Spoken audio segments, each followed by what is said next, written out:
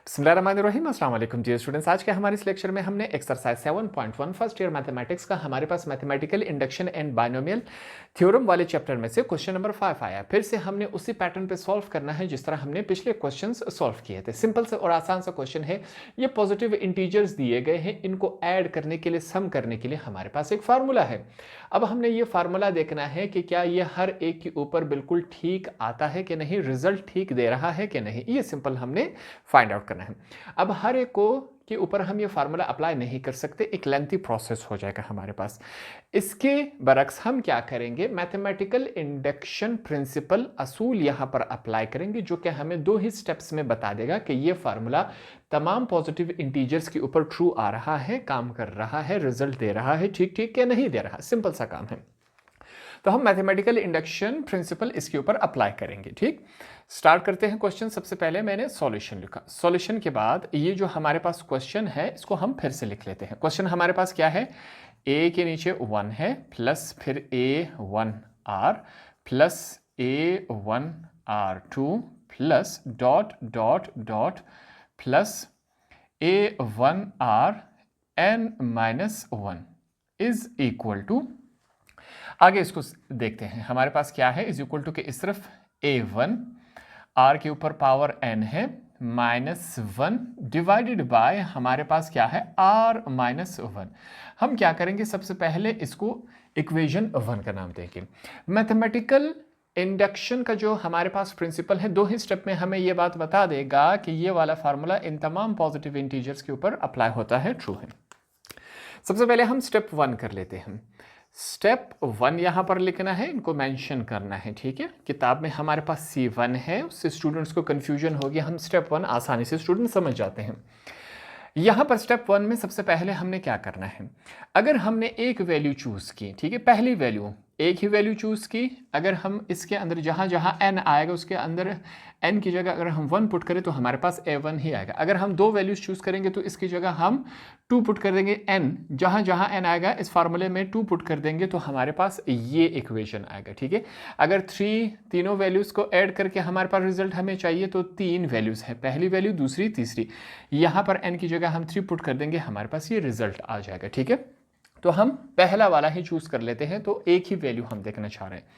उसके लिए यहां पर सबसे पहले हम क्या लिख लेते हैं, put n is equal to 1 in equation 1।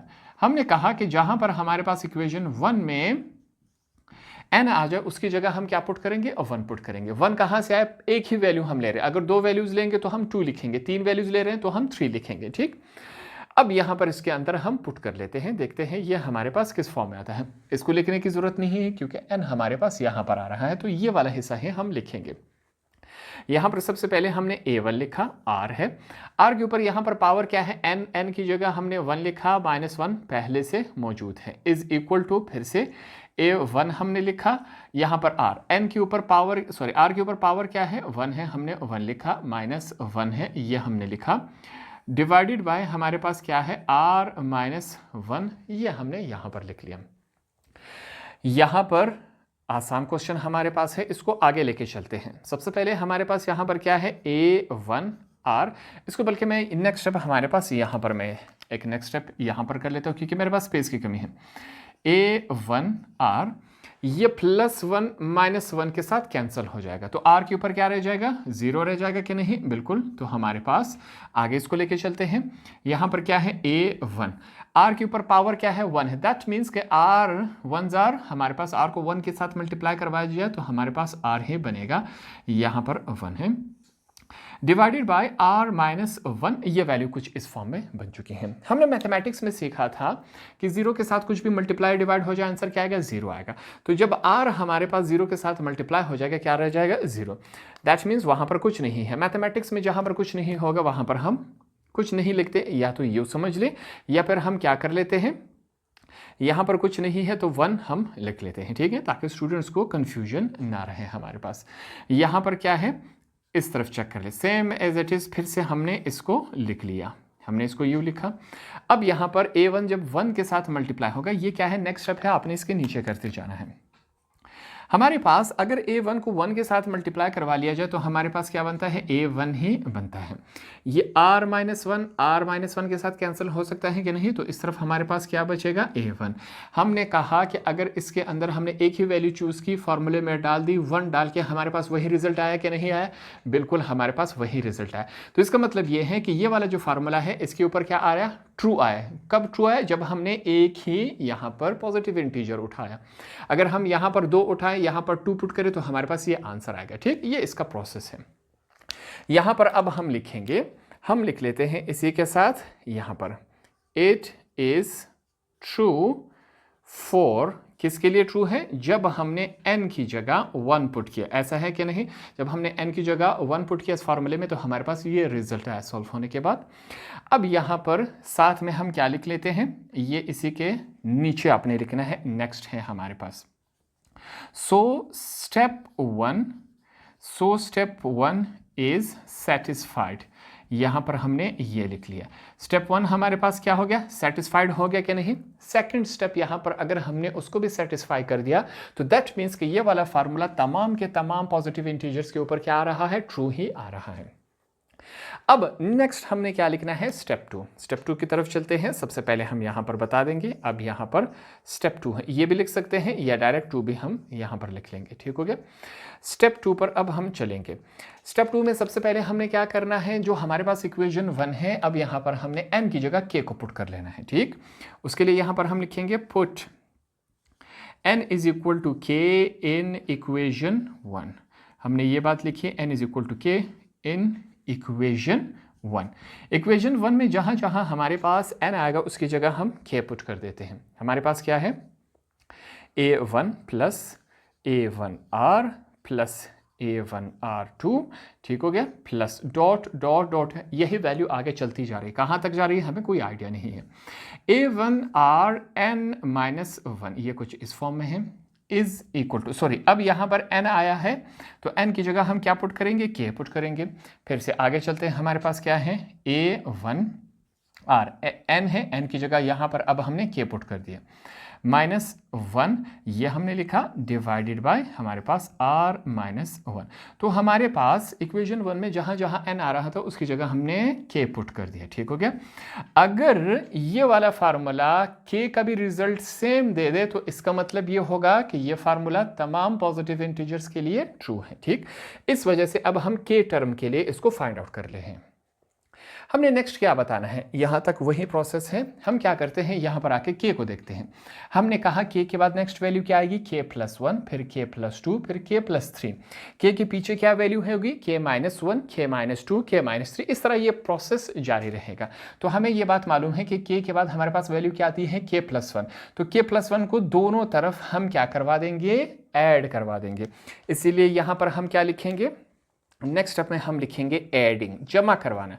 Adding क्या ऐड करवा रहे हैं, k प्लस 1। k प्लस 1 कहां से आया, इसको देखकर हमने बताया कि k के बाद नेक्स्ट टर्म क्या आता है, k प्लस 1 आता है। टू, ये जो हमारे पास है, to both side, adding k plus 1 to both side of equation 2। Equation 2 के दोनों तरफ हमने क्या करवाना है, इसको ऐड करवाना है। इसके एडिशन का प्रोसेस यहां पर हम सीख लेते हैं कि कैसे ऐड करवाया जाता है। यहां पर सीख ले, मैं लिखूंगा a1 plus a1r plus a1r2 plus dot dot dot plus फिर से a1r, एक दफ़ा इसको लिख लेते हैं। अब इज इक्वल टू के इस तरफ भी इसको ऐड करवाया जाएगा। कैसे करवाया जाएगा, यहाँ पर चेक कर ले, सिर्फ k प्लस 1 को ऐड नहीं करवाया जाएगा, k की जगह k प्लस 1 लिखा जाएगा बकाया तमाम, ये इसी के साथ आएगा। ये इसका प्रोसेस है, a1r, k की जगह क्या आएगा, k की नेक्स्ट वैल्यू क्या है, k प्लस 1, माइनस 1 यहाँ पर पहले से है वो हमने इसके साथ लिख लिया। तो ये प्रोसेस हमारे पास बन जाएगा। इज इक्वल टू की दूसरी तरफ ये वाली वैल्यूज लिखेंगे, a1r, यहाँ पर k लिखेंगे, इसको पूरा एक दफ़ा जो हमारे पास राइट हैंड साइड है सेम एज इट इज़ लिखेंगे। अब इसके साथ क्या होगा, ये वैल्यू भी यहाँ पर हम ऐड करवा देंगे। ठीक हो गया, a1r, k प्लस 1 और माइनस 1। ये सिंपल सा काम हमने यहां पर कर लिया। ठीक हो गया। अब हमें क्या करने की ज़रूरत है, इन दोनों हिस्सों को उठाएंगे, हमने सॉल्व करना है। अगर हमारे पास ये वाला हिस्सा इसके बराबर हमने इसको इस तरह लेके आना है। अगर हम इस चीज़ में कामयाब हो गए तो दैट मीन्स कि ये वाला फार्मूला तमाम पॉजिटिव इंटीजर्स के लिए ट्रू है। इसी काम के ऊपर हम लग जाते हैं। अब यहां पर क्या किया जाएगा, सिर्फ राइट हैंड साइड को हम चूज करेंगे, सिर्फ राइट हैंड साइड को हमने इसके ऊपर हमने काम कर रहे हैं। कैसे काम किया जाएगा, यहां पर अब लेफ्ट हैंड साइड को लिखने की जरूरत नहीं है, ठीक हो गया। यहां पर ये वाला इज इक्वल टू हमने लिखा, वैल्यू हमारे पास क्या है, मैंने लिखा A1 R के ऊपर K है -1, नीचे क्या है R -1 प्लस ये लिखेंगे। यहाँ पर हमारे लिए आसानी जो है कि +1 -1 के साथ कैंसिल हो गया तो वैल्यू क्या रह जाएगी A1 R। ये हमारे पास एक सिंपल सी वैल्यू रहेगी, इसके ऊपर क्या है K है। यहाँ तक तमाम चीज़ें क्लियर हो गई। अगले स्टेप में एक सिंपल सा काम करेंगे, A1 जो है इस पूरे ब्रैकेट के साथ हम मल्टीप्लाई करवा लेंगे। तो ये काम करवा लेते हैं। यहाँ पर सिंपल सा काम है, A1 जब R के साथ मल्टीप्लाई होगा तो ये A1 R K ये इस कंडीशन में आ जाएगा, प्लस माइनस माइनस। A1 जब 1 के साथ मल्टीप्लाई होगा तो A1 ही आएगा, डिवाइडेड बाय हमारे पास यहाँ पर क्या है R -1 ये वैल्यू है, साथ में क्या है प्लस, ये हम लिखेंगे A1 और R के ऊपर पावर क्या है K है। ये क्वेश्चन यहाँ तक आ चुका है। अब मैथमेटिक्स में ये बात अंडरस्टूड है कि इस वैल्यू के नीचे कुछ नहीं है। हम क्या सीखेंगे कि इसके नीचे क्या है, समझेंगे कि इसके नीचे 1 है। साथ में हम लिख लेंगे कि अब हम इन दोनों का क्या लेंगे, एलसीएम। ये साथ में रेफरेंस दे देंगे, टेकिंग एलसीएम। ऐसी कंडीशन जब बन जाए तो हमारे पास R -1 को ही एज अ हम एलसीएम ले लेते हैं, ठीक है, क्योंकि यहाँ पर टेबल नहीं है। तो हम क्या करेंगे, इसको एज अ एलसीएम लेंगे, यहाँ पर इज इक्वल टू लिख लेंगे, ये वैल्यू कुछ इस फॉर्म में है। हमारे पास क्या लेंगे, हमारे पास एलसीएम R -1 को हमने एलसीएम ही चूज़ किया, ठीक हो गया। यहाँ पर हमने R -1 को एलसीएम चूज़ किया। R -1 का टेबल कहाँ तक पढ़े कि R -1 आ जाए, 1 तक पढ़ेंगे। 1 ऊपर वाले पूरे के साथ मल्टीप्लाई होगा, यहाँ पर 1 है तो इस वजह से ऊपर वाली वैल्यू तमाम की तमाम सेम एज इट इज़ आ जाएगी। प्लस का साइन है, प्लस लिखेंगे। ऊपर पहले से क्या मौजूद है, इसको एक दफ़ा लिख लेता हूँ, ये हमारे पास मौजूद है। 1 का टेबल कहाँ तक पढ़े कि R -1 आ जाए। अब ये टेबल में नहीं आ रहा तो हम सिंपली क्या लिखेंगे, 1 का टेबल हम R -1 तक ही पढ़ेंगे, 1 मल्टीप्लाई बाई ये तो ये आ जाता है, ठीक है। और ये वैल्यू ऊपर वाले के साथ मल्टीप्लाई हो रही है।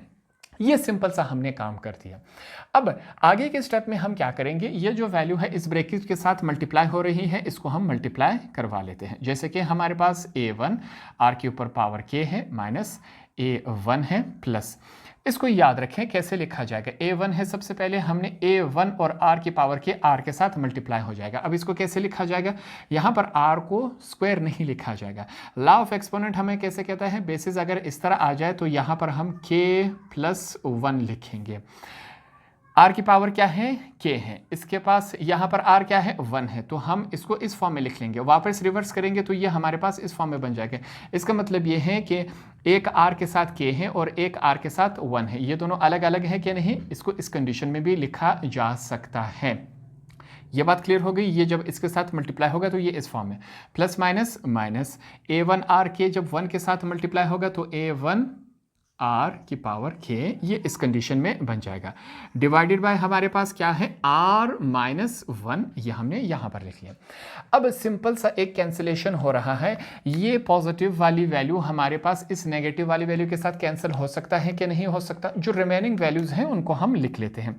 अब यहाँ पर मैथमेटिक्स का एक रूल है, पहले नेगेटिव वैल्यू को नहीं लिखा जाता। हम क्या करेंगे, पहले पॉजिटिव वाली वैल्यू को लिख लेते हैं।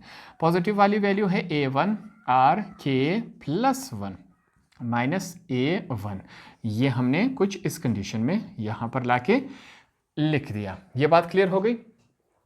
अब यहाँ पर क्या किया जाएगा, नेक्स्ट स्टेप में हम इन दोनों वैल्यू में से कॉमन चूज कर सकते हैं, बिल्कुल कॉमन चूज कर सकते हैं। हमारे पास कॉमन क्या है, A1 दोनों में मौजूद है, तो साथ में हम रेफरेंस दे के लिख लेते हैं टेकिंग कॉमन। अब हम क्या करने जा रहे हैं, हम कॉमन चूज कर रहे हैं। तो दोनों में कॉमन मौजूद है कि नहीं, A1 यहाँ पर भी है, A1 दूसरी तरफ भी मौजूद है, तो हमने कॉमन चूज किया, A1 को हमने एज अ कॉमन चूज किया। पीछे क्या रह गया, A1 R, इसमें से A1 बाहर आ गया, पीछे हमारे पास R K +1 रह गया कि नहीं, माइनस A1 बाहर आ गया, पीछे कुछ नहीं है। मैथमेटिक्स में कुछ नहीं हो तो उसकी जगह हम 1 लिख लेते हैं। डिवाइडेड बाय हमारे पास क्या है r माइनस 1, ये वैल्यू बन गई कि नहीं। अब हमने क्या कहा था, स्टार्ट में मैंने आपको कहा था कि हमने ये जो हमारे पास राइट वाला हिस्सा है इसको अगर हम सॉल्व करते करते अगर हमारे पास ये वाला हिस्सा बन जाए तो दैट मीन्स कि ये फार्मूला तमाम के तमाम पॉजिटिव इंटीजर्स के ऊपर ट्रू आ रहा है। अब यहाँ पर अगर हम देखें एक ही डिफरेंस है, k+1 है। अगर k+1 की जगह हम n पुट कर दे तो क्या ये फार्मूला बन जाएगा कि नहीं बन जाएगा? बिल्कुल बन जाएगा। इसी वजह से यहाँ पर हम मार्क कर लेते हैं। इस मार्क, इस निशान, इस बार का मतलब ये होता है कि k+1 की जगह अगर हम n पुट कर दे तो ये यही हिस्सा बन जाता है। ये आपके लिए मैं रफ वर्क में कर लेता हूँ, ठीक है, करने की जरूरत नहीं होती। a1 r k+1 की जगह हम n पुट कर लेते हैं -1 डिवाइडेड बाय r -1। क्या ये दोनों हमारे पास सेम आ गए क्या नहीं? बिल्कुल हमारे पास सेम है। तो ये दोनों स्टेप क्या करते हैं, ये इस बात को प्रूफ करते हैं कि ये फार्मूला तमाम पॉजिटिव इंटीजर्स के ऊपर ट्रू आ रहा है। इस मेथड को, इस प्रोसेस को, इस प्रिंसिपल को कहा जाता है मैथमेटिकल इंडक्शन प्रिंसिपल कहा जाता है। तो यहाँ पर अब हम इसके साथ मेंशन कर देते हैं, जैसे कि यहाँ पर मेंशन किया था, हम लिख लेंगे इट इज़ ट्रू। ये क्या है? ट्रू है। कब ट्रू है? इट इज़ ट्रू फॉर जब हम k+1 की जगह n पुट कर दे। k+1 की जगह हमने n पुट कर दिया तो हमारे पास ये दोनों सेम आए क्या नहीं आए? तो ये इस वजह से ट्रू है। और साथ में हम क्या लिख लेंगे? सो स्टेप 2 जो है, स्टेप 2 को हमने सेटिस्फाइड किया कि नहीं? बिल्कुल सेटिस्फाइड किया। तो हमने यहाँ पर यही बात लिख ली, ठीक हो गया। और लास्ट में हम क्या लिख लेते हैं? Hints proved. ये क्या हो गया? ये प्रूव्ड हो गया। क्या बात प्रूव्ड हो गई? कि ये जो हमारे पास मैथमेटिकल इंडक्शन का जो प्रिंसिपल है वो तमाम नेचुरल नंबर के ऊपर ट्रू आ रहा है। ये बात भी लिख सकते हैं, हिंस प्रूव भी सिंपल हम लिख सकते हैं। तो इस तरह हमने क्वेश्चन नंबर 5 को यहाँ पर सिंपल और आसान अल्फाज में सॉल्व किया। होप आपको ये तमाम क्वेश्चन आसानी से समझ आ गए होंगे।